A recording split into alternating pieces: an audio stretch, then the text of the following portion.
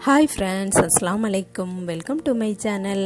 இன்றைக்கி நம்ம சேனலில் பார்க்க போகிறது ஹோம்மேட் ஒயிட் சாக்லேட் எப்படி பண்ணலான்னு பார்க்கலாம்.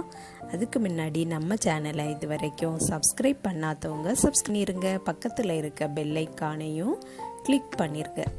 இப்போ நம்ம டபுள் பாயில் மெத்தடில் பண்ண போகிறோம். கீழே ஒரு பாத்திரத்தில் நான் தண்ணி ஊற்றி வச்சுருக்கேன், மேலே ஒரு பவுல் வச்சுருக்கேன். அதில் அரை கப் கோகனட் ஆயில் ஊற்றிருக்கேன்.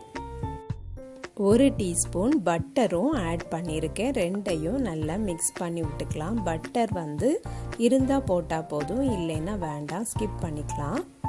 இப்போ 1/4 கப் ஐசிங் சுகரும் சேர்த்துடலாம். ஐசிங் சுகர் ரெசிபி ஏற்கனவே அப்லோட் பண்ணியிருக்கேன். பார்க்காதவங்களுக்கு டிஸ்கிரிப்ஷன் பாக்ஸில் லிங்க் கொடுக்குறேன், செக் பண்ணி பார்த்துக்கிடுங்க. இப்போ 1/4 கப் மில்க் பவுடரும் ஆட் பண்ணியிருக்கேன். நல்லா மிக்ஸ் பண்ணி விட்டுக்கலாம். இப்போ நம்ம அடுப்பை ஆஃப் பண்ணிடலாம். ஆஃப் பண்ணிவிட்டு நல்லா மிக்ஸ் பண்ணி விட்டுட்டு கொஞ்சம் வெண்ணிலா எசன்ஸும் ஆட் பண்ணிக்கலாம். அவ்வளோதான். இப்போ இதை சாக்லேட் மோல்டில் ஊற்றிடலாம்.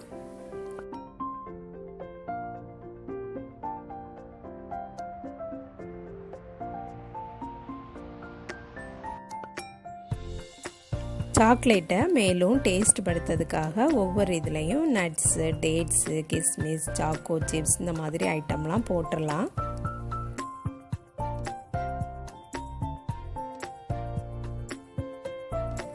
ரெடி பண்ணியிருக்க மிக்ஸையும் ஒவ்வொரு இதுலேயும் ஊற்றிட்டு இதை ஒரு 1/2 hour ஃப்ரீசரில் வச்சு எடுத்துட்டா போதும். சூப்பரான ஒயிட் சாக்லேட் நமக்கு ரெடி ஆயிரும்.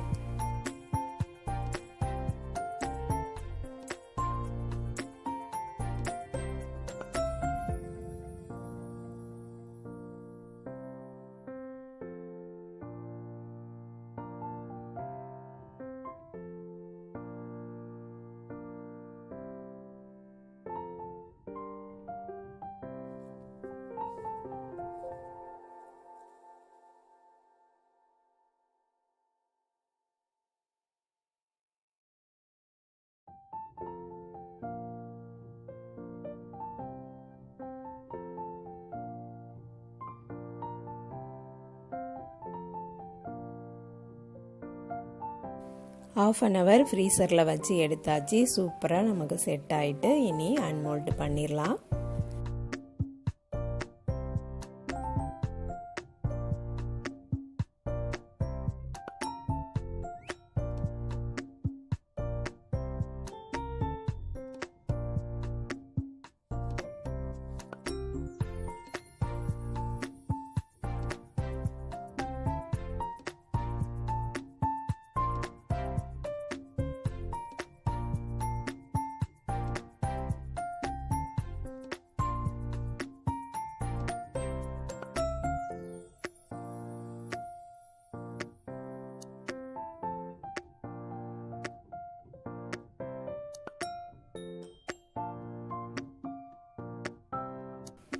மோல்டு இல்லாதவங்க இந்த மாதிரி வீட்டில் ஏதாவது ஜெல்லி கவர் கிடந்துன்னா அதுலேயும் போட்டு வைக்கலாம், பாக்ஸ்லேயும் ஊற்றி வைக்கலாம்.